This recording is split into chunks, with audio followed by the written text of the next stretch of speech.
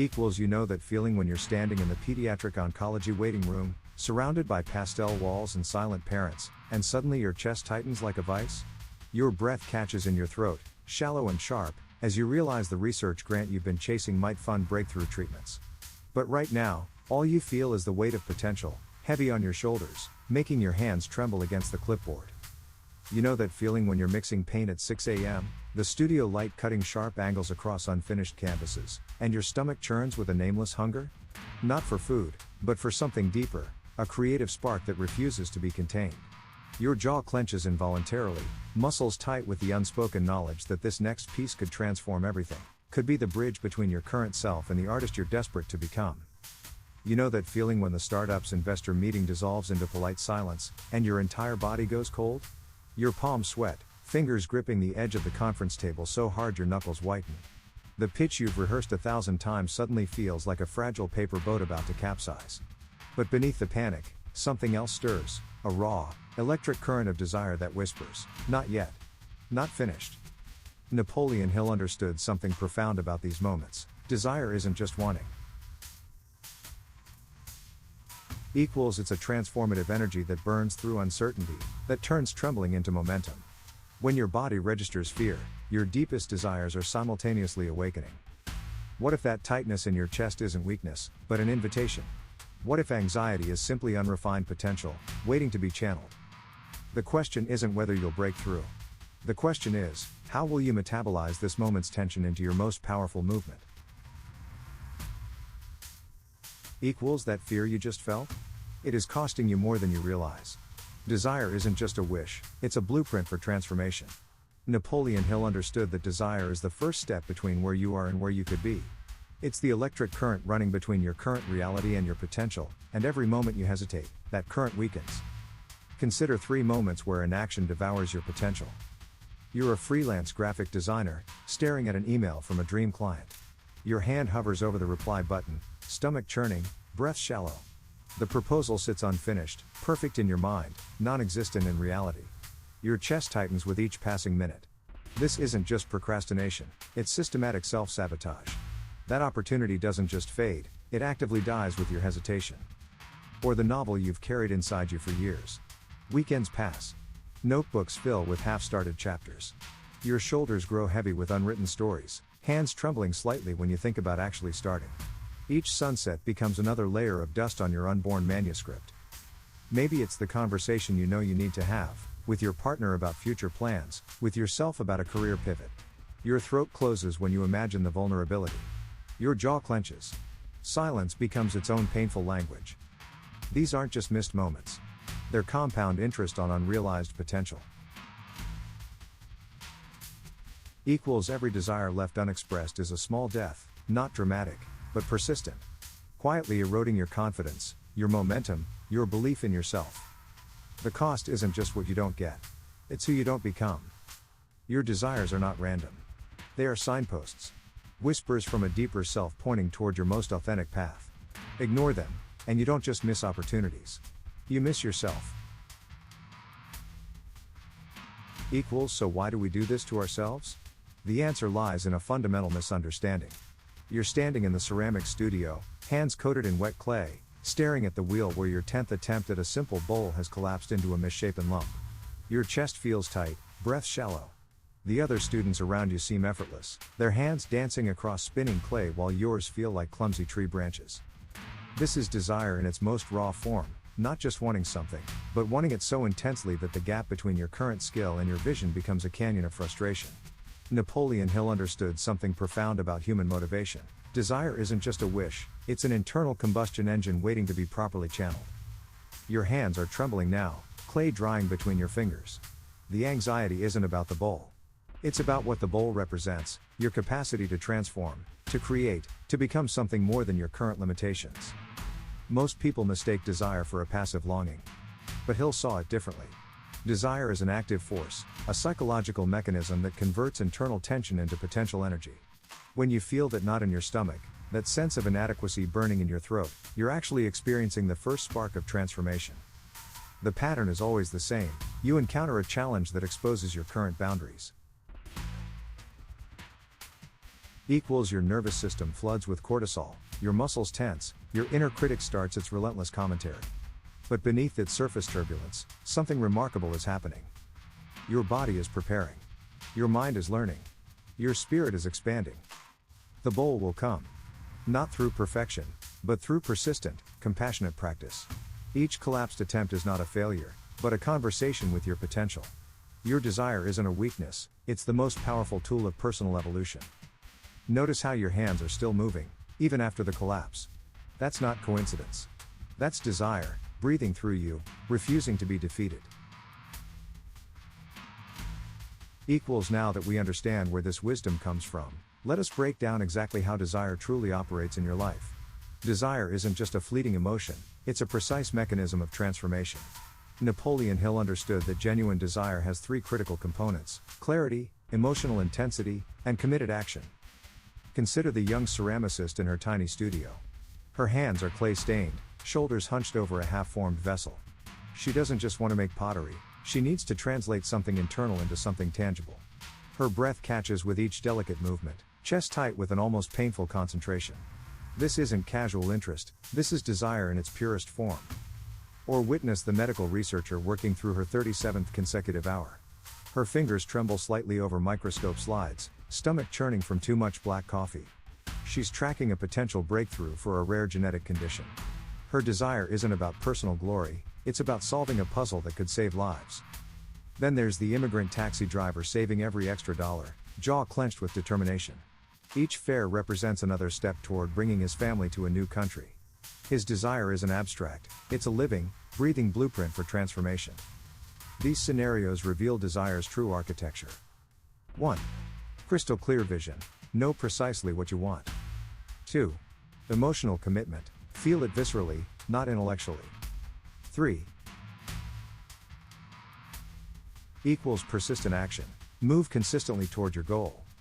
Your desire becomes a force when it transcends mere wanting and becomes a non-negotiable internal mandate. It's not about wishful thinking, it's about creating an unstoppable internal momentum. The magic happens when your vision becomes so clear, so emotionally charged, that your body and mind synchronize into a single, powerful vector of intention. Your desire stops being a dream and starts being a destiny. Not everyone will understand this. Most people confuse desire with casual preference. But you're different. You recognize desire as your most potent creative instrument. Equals here is where everything shifts. This is not just a technique, it is a complete transformation. Your hands tremble as you stare at the half-finished manuscript, years of creative paralysis etched into every unwritten page. Before, desire felt like a distant whisper, drowned out by the thundering voices of self-doubt. Your chest constricts with familiar anxiety, that old narrative of not good enough pressing against your ribcage like a physical weight. Then something breaks open. You realize desire isn't just wanting, it's a precise, intentional architecture of possibility. Your breath suddenly feels different, deeper. The manuscript transforms from a monument of failure into a living blueprint of potential. You start seeing the blank pages not as empty spaces that expose your inadequacies, but as unexplored territories waiting for your unique imprint. The breakthrough isn't about perfection. It's about understanding that desire moves through you, not from you. Your shoulders drop. The tension that has lived in your neck for years begins to dissolve. You're not fighting the creative process anymore, you're participating with it. Another scenario emerges. You've been stuck in a job that feels like a slow suffocation, your dreams pressed between spreadsheets and endless meetings. Before, desire seemed like a luxury, something other people experienced. Your stomach churns with a familiar mix of resignation and quiet desperation. But now? Equals you recognize desire as an intelligent force, not a random emotion. It's a navigation system, calibrating your internal compass. Suddenly, the seemingly immovable landscape of your career becomes fluid, responsive. You're not waiting for permission, you're crafting intentional momentum. The third transformation whispers through your relationship with yourself. No more performative self-improvement. No more treating your deepest longings like inconvenient guests. Desire becomes a conversation, not a conquest. Your jaw, which has been clenched for years, finally relaxes. Equals understanding the shift is one thing. Here is how you practice it, starting today. Your desire isn't a distant dream, it's a muscle you train, daily and deliberately. Napoleon Hill understood something profound. Desire isn't passive waiting, but active cultivation. Take Maria, a freelance graphic designer whose portfolio has gathered digital dust. Her first technique, the Vivid Vision Protocol. Every morning, she doesn't just think about her dream design studio, she reconstructs it with surgical precision. What does success sound like? The gentle hum of her MacBook, client calls punctuating quiet mornings, the specific texture of her future workspace's bamboo desk. Her hands trace imaginary project drafts, fingers pressing phantom pen strokes. Her breath becomes deliberate, chest expanding with each detailed visualization. Week 1 feels awkward. Your inner critic whispers, "This is ridiculous. Push through." By week 3, something shifts, those mental images start feeling less like fantasy, more like memory. Second technique, the incremental commitment ladder. You don't leap, you climb. For Maria, this meant booking one networking event, then designing one pro bono project for a local nonprofit, then gradually raising her rates. Each small action builds momentum. Your body knows before your mind. Notice how your shoulders soften when you're moving toward genuine desire. How your stomach unclenches from perpetual anxiety. How breath becomes deeper, less constricted. Equals common mistake? Thinking desire is about grand gestures. No. Desire lives in microscopic daily choices. The email you send. The skill you practice for 22 minutes. The boundary you maintain. Some days, your desire will feel distant. Some days, it'll pulse like a heartbeat. Both are valid. The key is consistent, gentle movement. Your desires aren't random. They're your internal compass recalibrating, showing you precisely where your most authentic life wants to emerge. Keep practicing. Keep feeling. Keep moving. Once you have practiced these techniques, the next step is weaving them into daily life. Your desire isn't a switch you flip, it's a muscle you train, moment by moment. You wake at 5:47 a.m., the room still dark. Your hands trace the edges of your dream journal, fingers slightly trembling. Not from fear, but anticipation. The quarterly design competition proposal sits half-sketched on your drafting table, a vision waiting to become reality. Your breath catches as you review the architectural concept. Sustainable urban housing for marginalized communities. This isn't just a project. This is transformation. By 8:23 a.m., you're in the community center's conference room. Your chest tightens when the senior architect interrupts, suggesting your design is too radical. But something inside you, that cultivated desire, doesn't waver. You lean forward, shoulders squared, and walk them through each carefully considered detail. Lunch arrives. You're eating quinoa from a recycled container, reviewing sketches. Your stomach churns not from nerves, but from the electric current of possibility. Each line represents potential. Each concept, a step toward something larger. The afternoon brings unexpected funding challenges. Your jaw clenches. But instead of collapsing, you remember, desire isn't about instant success. It's about persistent movement. You make calls. Redesign angles. Network with alternative funding sources. Your hands move with precision, your breath steady. By evening, you've secured a preliminary meeting with a progressive urban development grant committee. Not through luck. Through intentional, directed desire. As sunset paints your drafting table, you realize something profound. Desire isn't just wanting. It's a disciplined conversation between your current reality and your most authentic vision. Your throat feels tight with emotion, not defeat, but recognition. This journey isn't about perfection. It's about direction. This is how desire transforms from abstract concept to lived experience. One deliberate moment at a time. This is not perfection, it is direction. Let us bring this full circle. Remember where we started? You were that person drowning in uncertainty, clutching at dreams like wisps of smoke. Now? You're different. Not because the world changed, but because you changed how you see the world. Take Sarah, a graphic designer who used to freeze when clients requested revisions. Her chest would tighten, hands trembling over her tablet. Now? She breathes deeply, sees feedback as sculpting her craft. Her shoulders no longer carry the weight of perfectionism but the lightness of curiosity. Or Marcus, who watched his startup funding slip away. Previously, his stomach would churn with panic, jaw clenching so hard his teeth ached. Today, he sees that moment not as a failure, but as redirection.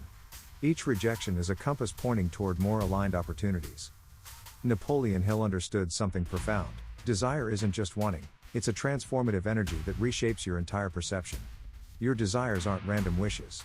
They're encoded blueprints of your potential. The person watching this video right now? You're standing at a threshold. Not between success and failure, but between unconscious reaction and conscious creation. Your breath is your first tool. Your awareness, your most powerful weapon. When challenges emerge, and they will, you'll recognize them differently. Not as obstacles, but as invitations. Invitations to grow, to stretch, to become more of who you're meant to be. Equals if this opens something in you, subscribe and hit the notification bell so you never miss a video. Share this with someone ready to hear it.